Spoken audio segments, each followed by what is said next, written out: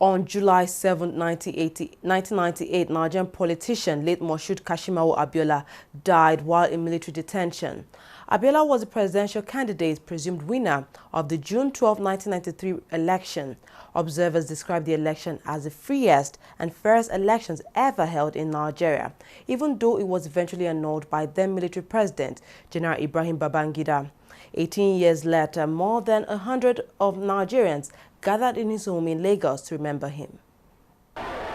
It was another day to remember the late MKO Abiola.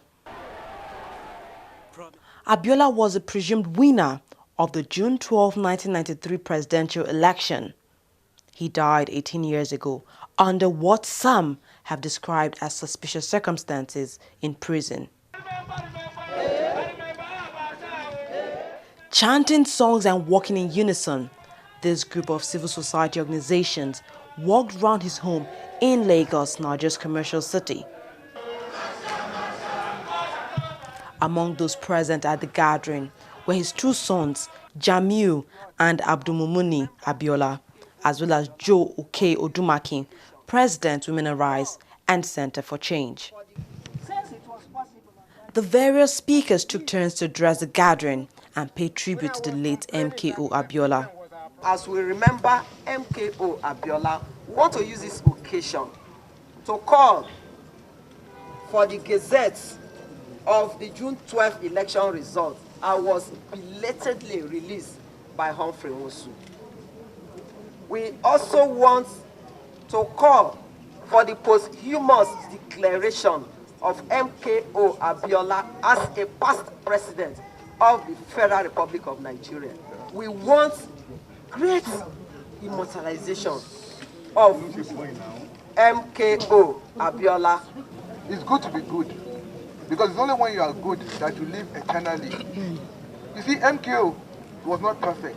He was a businessman, but he was generous and he was honest in his dealings. So I want you people to know that this world is just a temporary place. There's nothing beyond.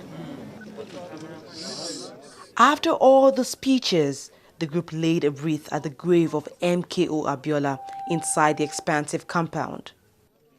This has now become an annual ritual since the sudden passing of MKO Abiola in military detention 18 years ago. Before we were being dictated to. Now we're not being dictated to.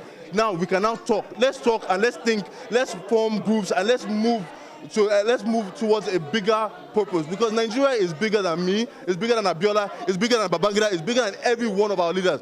Nigeria is for all of us. Government is a continuum. Actors there are transient. They will come and go.